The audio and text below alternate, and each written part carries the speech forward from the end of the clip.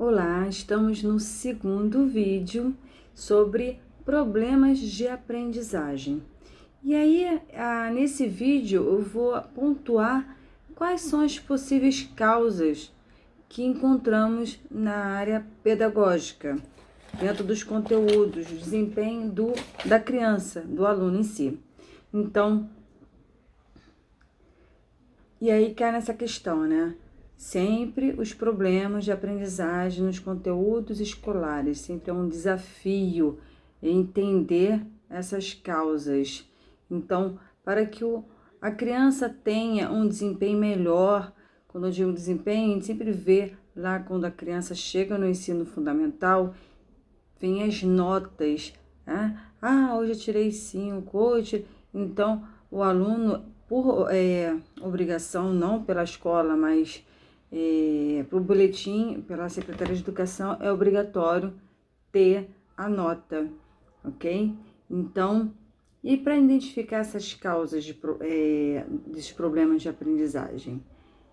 Então, vamos passar aqui. Primeiro tem que saber se a criança está com problemas de aprendizagem. Como é que eu vou saber isso? Então, o responsável, ele tem que perceber e identificar se o comportamento da criança está fora do padrão, ok? Por quê? As causas podem ser providas de interferências internas ou externas da criança. Então, o ponto de partida para saber se os problemas de aprendizagem são oriundas de interferência interna ou externa, o que o responsável precisa fazer? Sejam eles pais ou profissionais de educação, devem justamente perceber e identificar esse comportamento fora do padrão. Por exemplo, por experiência, como mãe, meu filho de 5 anos estava falando de uma maneira muito infantilizada, ou seja, não estava condizendo com a sua idade cronológica. E aí a pediatra encaminhou, fez o papel de encaminhamento para psicóloga, porque ela iria analisar o seu comportamento, né? Qual é essa interferência? Então, mais à frente eu vou explicar quando existe a diferença do interno e o externo, ok? Então, além disso, muitas vezes precisam de um diagnóstico precoce, justamente para corrigir esses problemas e até mesmo evitar, né? Evitá-los se atuar de forma preventiva. Então, quando a escola percebe que o rendimento do aluno não está de acordo com o esperado, né? O que ela vai providenciar? Ela vai providenciar o quê? Uma reunião pedagógica com os responsáveis. Na maioria das vezes, os responsáveis são os pais. Por que eu falo responsável?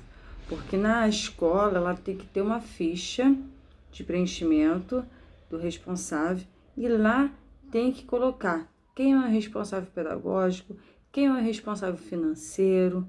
Então, às vezes o pedagógico não vai ser o pai ou a mãe. Então, por isso que a gente tem que saber quem é o responsável pedagógico pela criança, ok? E nessa reunião vão discutir em ambas as partes, não é mesmo? Ou seja, a escola e a família, como é que podem ajudar no desenvolvimento da criança, para juntos traçarem ações para acompanhamento escolar da criança de forma mais individualizada, não é mesmo? E de acordo com as necessidades do aprendiz. E quais vão ser essas necessidades? As necessidades vai depender de um diagnóstico. Então, o professor ele vai compartilhar informações sobre as competências que a criança precisa alcançar durante o ano letivo e, em paralelo, vai mostrar aos pais como é que está o ritmo da criança nesse percurso de aprendizagem, se ele está além ou está aquém. Então, muitas vezes a reunião pode fazer, sim, para dizer que está tudo ok, mas isso, uma ligação telefônica pode ser feita. Mas quando se trata fora, um desempenho fora do esperado, fora do padrão, é interessante marcar reunião, por quê? Para fazer um documento escrito ou um documento registrado, esse caso é feito de forma online. E aí grava a reunião, mas de alguma forma tem que ter esse documento registrado, ok? Então, e os responsáveis vão relatar, compartilhar com a equipe pedagógica, a equipe da escola, como a sua criança está, como é que é esse laço familiar, o laço afetivo, como é que é esse laço social da criança fora do ambiente escolar.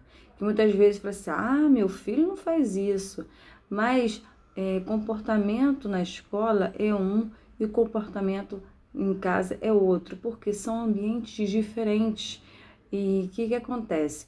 Em casa, ainda mais atualmente, tem muita família com filho único, né? Então a criança no ambiente familiar, ela tem muito comportamento não da mesma faixa etária. Então ela vai se comportar de uma maneira, por quê?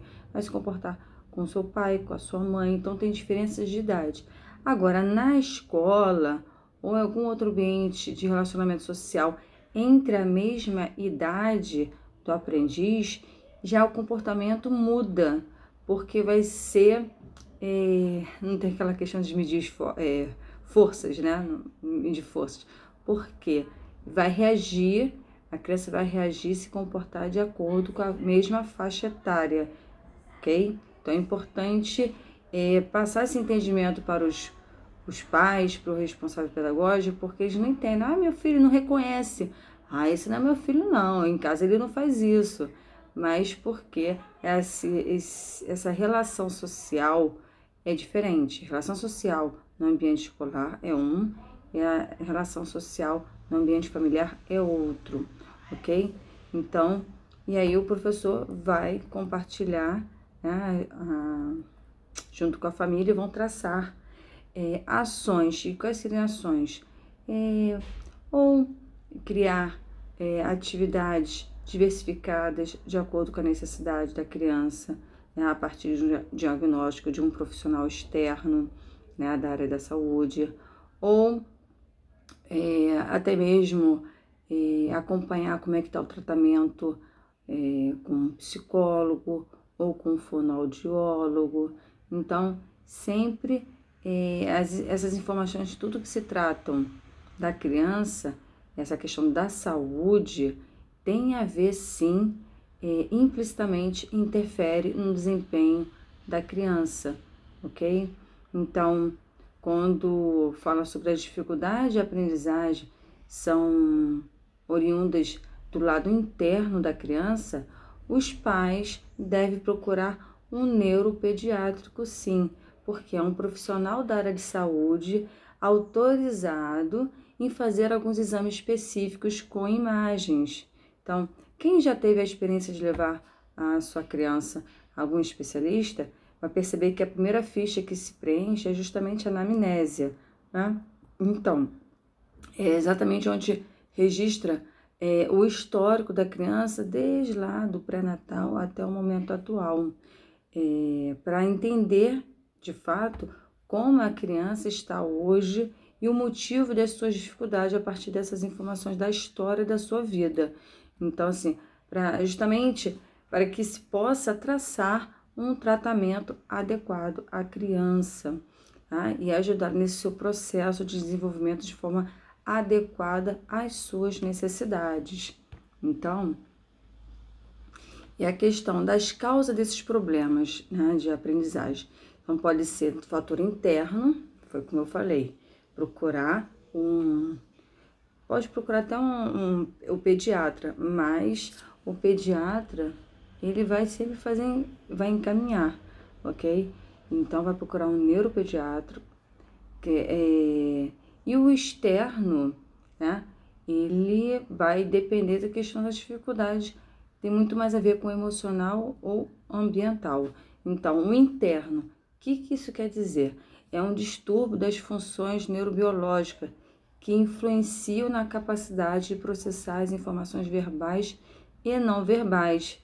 Então, isso quer dizer que a inteligência da criança, ela é privilegiada, ela não tem essa interferência, mas, como eu falo, tem que saber estruturar bem o corpo da criança para preparar o cognitivo, é justamente nisso. Então, crianças que têm algum distúrbio nas funções neurobiológicas, isso é genético, ok? Claro, pode ter por algumas outras questões, mas geralmente isso é genético. E aí, como é que vai ajudar a criança no seu processo, né, de aprendizagem, desenvolvimento? Então, vai interferir nessa capacidade de processar as informações verbais. Então, o profissional da educação, ele tem que saber quais são esses distúrbios especificamente, para saber como pode conduzir, né, os conteúdos programáticos do ano escolar da criança dentro das suas capacidades, ok? Agora, o externo é mais tranquilo, por quê? Porque tem a ver com a questão do emocional. Então, a criança, de repente, não está passando por uma situação confortável no ambiente familiar por algum motivo, ou por separação, ou por alguma dificuldade, enfim, ambiental ou econômica. Então, são sérios motivos que têm que ser investigados para que a criança ela pode se desenvolver da melhor forma possível. Então, o primeiro passo é identificar os problemas de aprendizagem da minha criança, elas são oriundas, né, de forma interna ou externa. Então, é importante marcar essa questão. E aí, falando sobre os prejuízos desses problemas de aprendizagem, a gente vai perceber que esses prejuízos eles estão muito ligados na leitura, na escrita e na matemática. Então, como reeducar a criança para alcançar sua excelência acadêmica sem dificuldade de aprendizagem? Então é essa questão dos transtornos específicos de aprendizagem. É o foco, ok? Porque tem a ver com a área educacional. Então, geralmente, quando você percebe que a criança não tem uma boa leitura, por que será? É por uma questão interna ou externa dela? Se for externa, é porque ela não tem acesso a livros, a materiais didáticos. Então, a criança que não consegue, não lê, né, não tem costume de leitura, ela vai ter, sim, dificuldade e vai estar... Mas é importante saber se é interno. Se for interno, tem que ter um diagnóstico do médico, ok? E aí a questão, a criança ela vai ser diagnosticada como uma criança disléxica. E o que isso quer dizer? Tá? É quando se fala sobre o prejuízo na leitura. Então, de acordo com o DSM-5, né, que é o manual lá da saúde, de referência, entende-se que a criança ela pode ser sim disléxica, porque falta nela a precisão de leitura, ou seja, ela não tem uma fluência na leitura e, consequentemente, o que vai acontecer? Ela vai ter dificuldade de compreender, né? De ter compreensão. Por isso que ela é importância, quando lê uma história, fazer aquela pré-leitura. Então, pedir para a criança analisar o livro no seu formato, nas informações visuais, ok? E aí depois analisar o título. E aí, a partir da análise do título, a criança você vai perguntar para ela, o que você acha que a história vai falar? Então, é para desenvolver o cognitivo, criar hipóteses, né? Para depois, lá no final da leitura, rever essas considerações, né? Essas hipóteses criadas. Então, esse é um passo, uma maneira de estimular a leitura. E a questão da fluência é começar com frases curtas Então, muitas vezes, até mesmo usar a música, por causa da melodia, a velocidade, a música, né? Tem música lenta, música rápida. Então, usar muito a música nesse contexto para melhorar essa questão da fluência da leitura. Então, fazer uma pré-leitura, então isso vai ajudar no processamento cognitivo, dá para facilitar essa compreensão da leitura. Não ler por ler, mas ler para interpretar as informações, correto? Então, e aí esse diagnóstico todos são feitos, tá? Pelo profissional da saúde, tá? Por um neuropediatra, porque são profissionais capacitados e autorizados a fazer um laudo médico.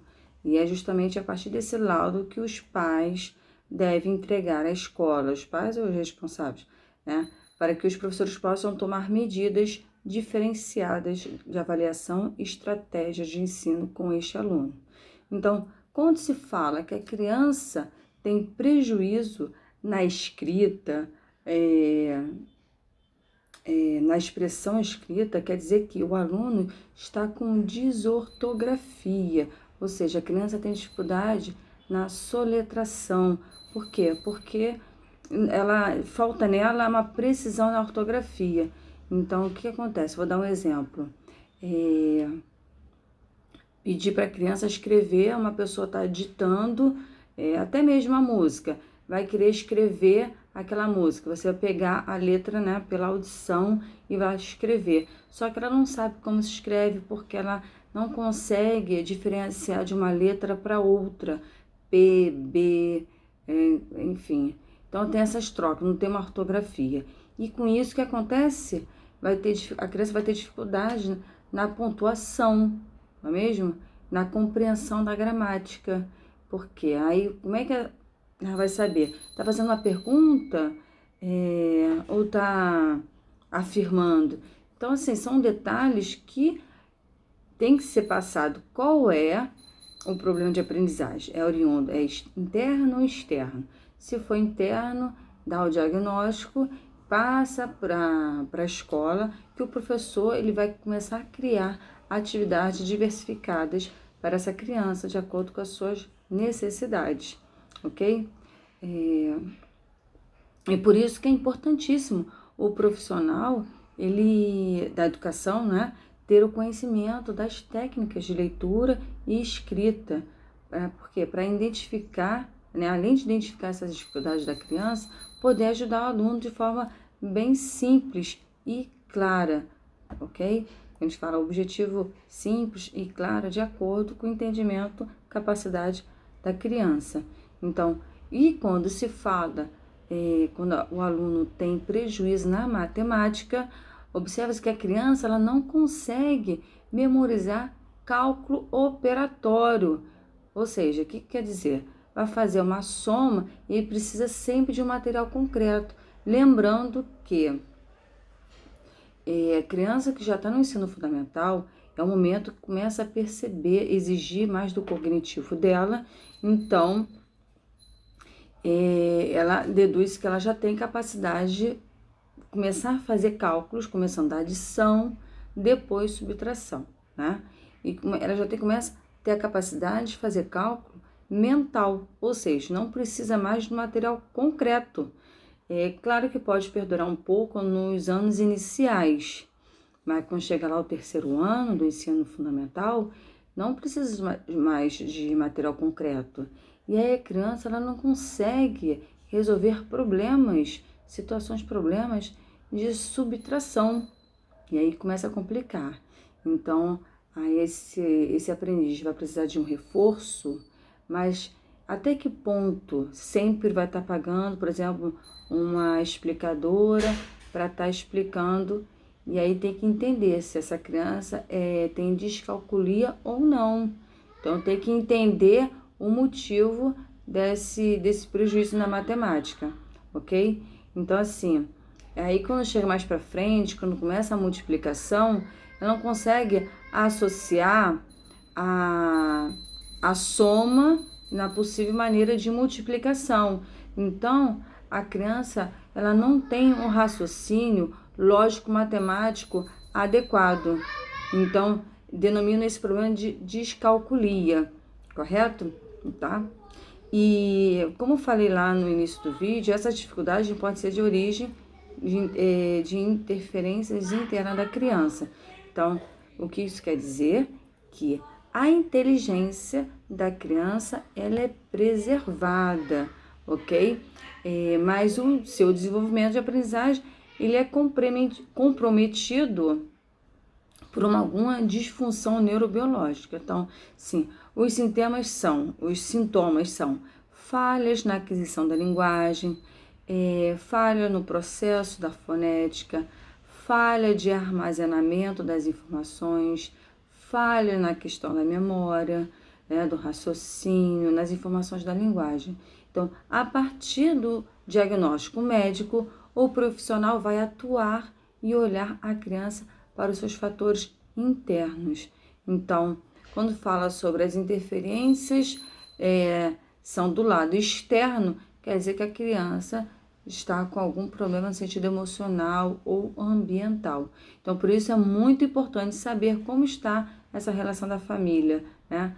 Até mesmo a relação escolar entre os amigos, como também pode ser, por exemplo, quando eu falo sobre, deixa eu voltar aqui no slide para mostrar a questão aqui da dificuldade emocional ou ambiental, considerado de problemas externos.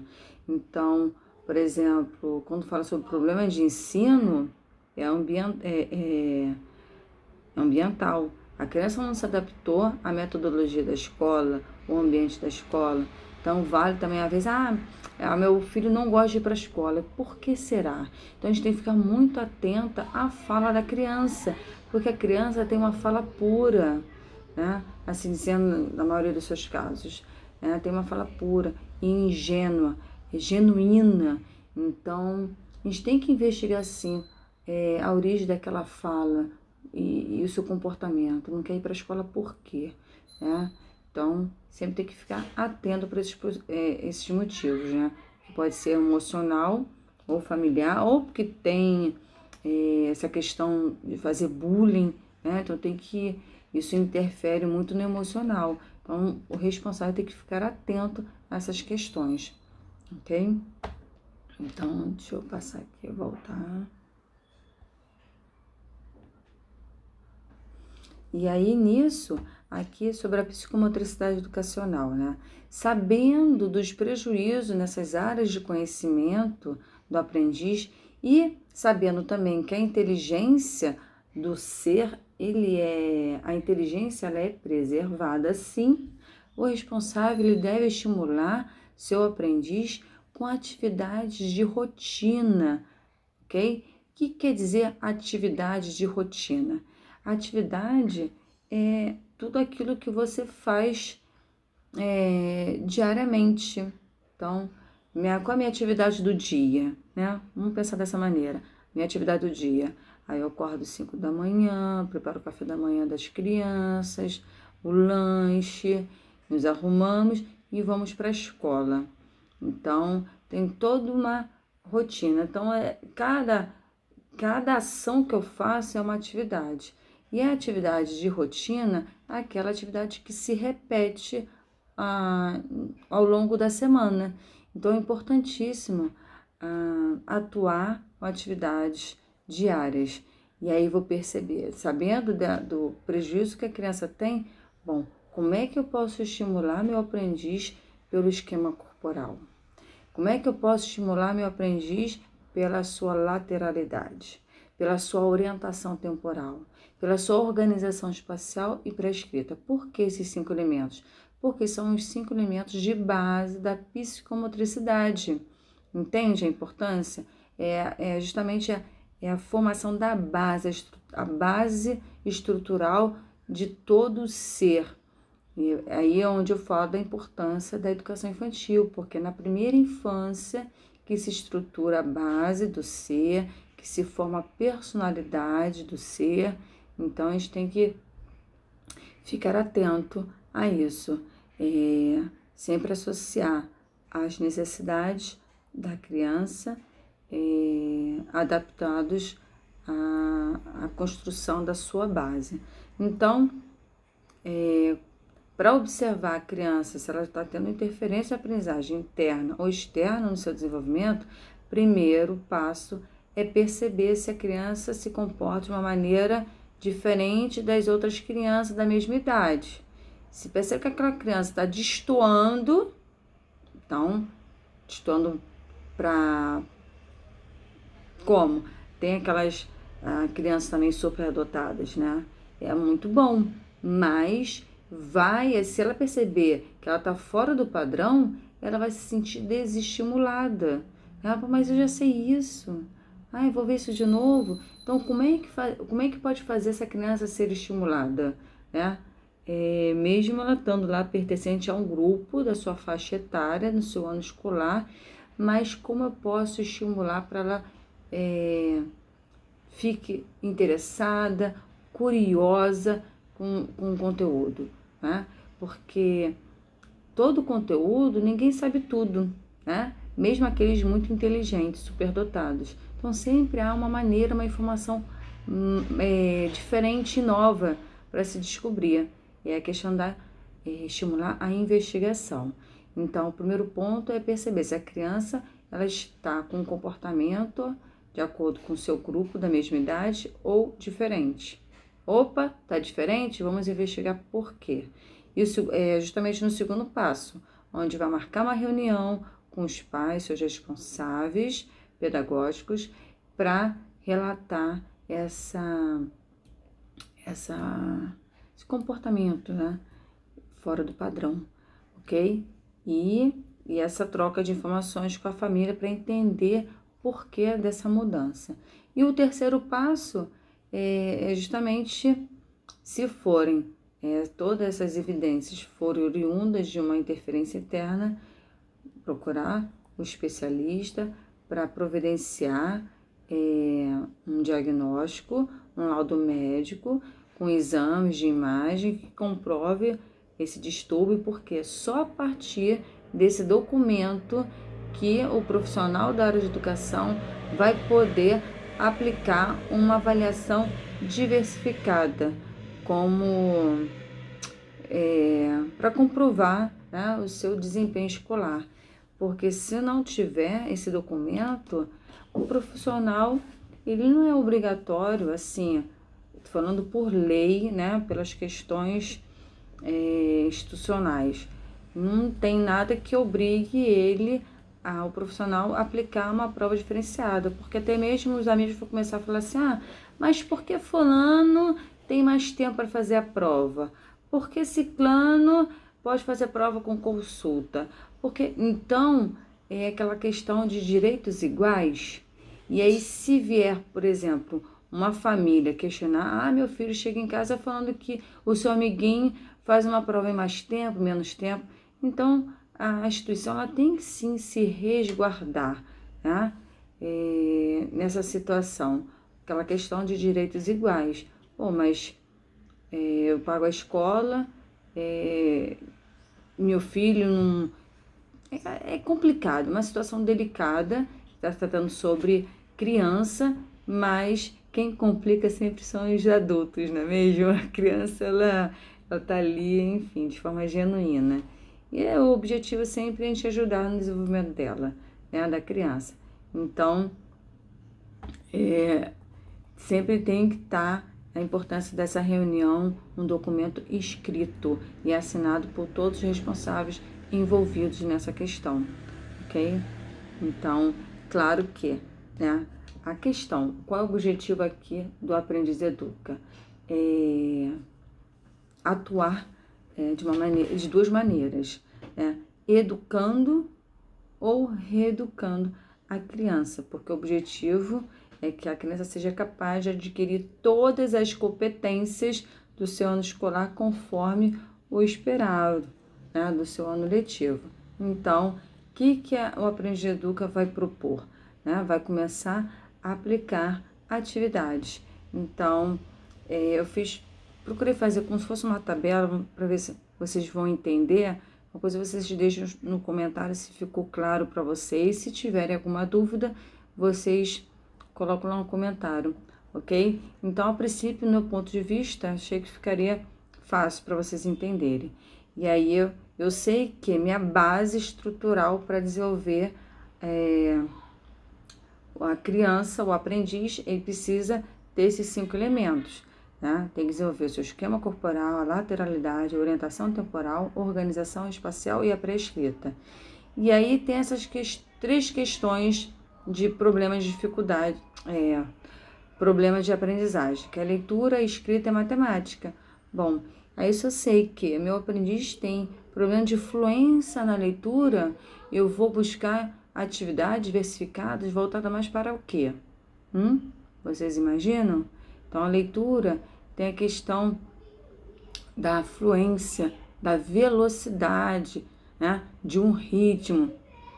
Então, tem mais a ver com a orientação temporal, a marcação do tempo, entende? O que mais prevalece para estruturar a base do desenvolvimento do ser. E se, por exemplo, um aprendiz tem uma desortografia, eu vou desenvolver atividade diversificada, mas voltada para onde? Tem a questão da organização espacial, para saber que deve escrever de cima para baixo, da esquerda para a direita, que tem um espaçamento entre as letras, um espaçamento entre as palavras, uma forma, um contexto. Então, tudo isso o profissional ele tem que analisar. Se eu sei que a criança ela tem uma dificuldade, um prejuízo na sua matemática, o que eu vou mais destacar nas atividades? A matemática tem essa questão da organização espacial, né? Então é importante saber essa questão num espaço, por exemplo, que nos dá muito como organizar seu material dentro do espaço delimitado, né? E saber calcular mentalmente como é que eu posso calcular o espaço que eu tenho disponível para estudar, aí fazer essa transferência de perspectiva, né? Medir pela palma da mão com os passos, com a fita métrica, então começar a ter essa noção espacial, e é interessante, entende? Então, e aí nisso o tratamento do Aprendiz Educa, a questão de ser educativo ou reeducativo, com práticas psicomotoras educacionais, ele vai atuar como? Considerando as inteligências, porque segundo Gardner, a criança, todo ser, tem 8 inteligências, claro que uma mais desenvolvida com a outra, de acordo com o gosto do aprendiz.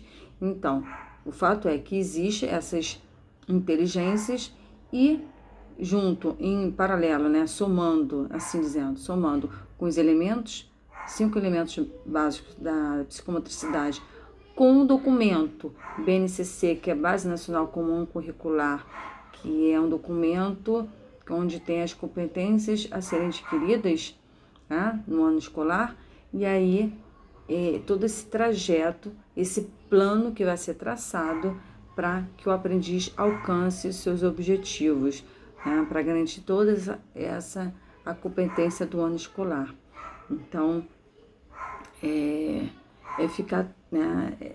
um trabalho bem assim, diversificado. De fato é trabalhoso, mas tudo no intuito de a criança alcançar sua excelência acadêmica sem dificuldades, né? Por que eu falo, Marcos, difícil sem dificuldade, sempre vai ter uma dificuldade. Claro, porque não é dizer dificuldade em si, mas desafios, etapas que devem ser, sim, alcançadas, passadas, né? Quebrar lá as barreiras, né? Avançar. Então, dessa forma que eu falo, né? Sem dificuldades, porque sempre vai ter essa progressão de aprendizagem, tá? Então, como é que eu vou saber se meu aprendiz progrediu na aprendizagem? Progrediu na aprendizagem.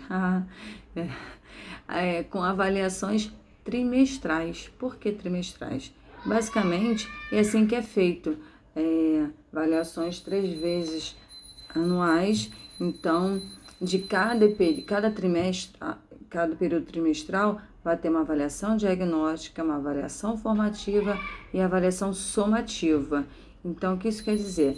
Que para um novo tema, um novo conteúdo, eu vou fazer uma avaliação, quais conhecimentos prévios que esse meu aprendiz tem em cima desse tema. E aí, a partir dessas informações, eu vou criar atividades a partir do seu conhecimento. Imagina eu criar atividades de alguma atividade que ele já sabe fazer. Então, ele vai se sentir estimulado? Não. E como fazer o meu aprendiz sempre estar estimulado? Primeiro, passando por uma avaliação diagnóstica. E aí, a criação das atividades vai ser a partir dessas informações que ele vai passar para mim. E a somativa vai ser... como é que eu sei que o meu aluno aprendeu, minha criança aprendeu? É quando você percebe nas suas ações do dia a dia. Então, é uma situação, problema, ele vai saber resolver aquela situação a partir dos seus novos conhecimentos. Então, ele vai é o momento de mostrar a prática a sua aprendizagem. Então, claro que precisa ter um olhar interdisciplinar, ou seja, ter um olhar como é que ele vai aplicar esse conhecimento pela escrita, né, pela leitura, pela sua matemática, né, com cálculo. Então, é perceber, é aprender um novo conteúdo, correto? Aplicando esse conteúdo na área de matemática, na área de linguagem, na área, quando eu falo linguagem, que é língua portuguesa, educação física, arte, né? Como é que eu vou aplicar esse meu novo conhecimento em ciências? Então, justamente ter esse olhar interdisciplinar, tá? Para que ele alcance os objetivos esperados 100% de acordo com as suas necessidades, tá? Então, e aí eu vou saber medir. Como é que eu vou medir a progressão de aprendizagem ao longo do ano? Então, no primeiro trimestre, vai ter dificuldade, porque a gente está no período de adaptação, não é? É o novo ano. Mas aos poucos, implementando essas atividades de rotina, né, diária, e ele vai aumentando, vai ficando mais perceptível, esse progresso vai começando a ficar visível, porque em primeira instância, no primeiro trimestre, pode sim, não chegar a 100%? Pode. Por quê? Como eu falo, é um progresso, importante aprender de forma contínua, e uma progressão pode ser lenta, mas o importante é ser significativo e para a vida, né? Uma aprendizagem significativa. Então, bem sólida, porque vai estar estruturando a base, né, do aprendiz. Então, quando eu falo, a criança tem alguma deficiência ou um transtorno, o professor tem que saber como atuar de forma individualizada por conta das suas necessidades, porque a criança tenha um desenvolvimento com todos os seus direitos e deveres, como diz a UECA, que é o Estatuto da Criança e Adolescente mesmo. Então, esses problemas de distúrbio, eles afetam em torno de 5 a 7% da população brasileira. E quando eu falei que os profissionais sempre começam o tratamento a partir de uma anamnese, é porque se faz necessário, sim, o especialista conhecer a criança desde lá do seu pré-natal, e entender, né, o comportamento atual. Então, recapitulando, a diferença entre dificuldade interno e externo, por quê?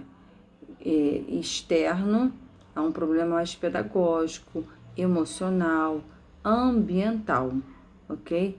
Já o distúrbio de aprendizagem de forma interna é por conta de uma desordem neurobiológica que influencia na capacidade do cérebro de processar com eficiência as informações verbais e não verbais.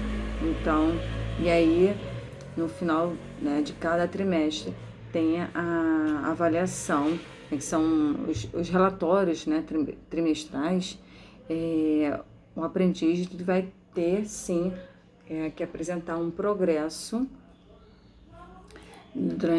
no período de cada três meses, ok?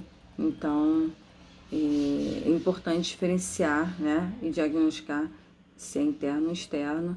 E aí, se vocês ficaram com alguma dúvida, deixe os comentários que a gente vai estar esclarecendo nos nossos encontros, combinado? Então, obrigada pela atenção e até o próximo vídeo.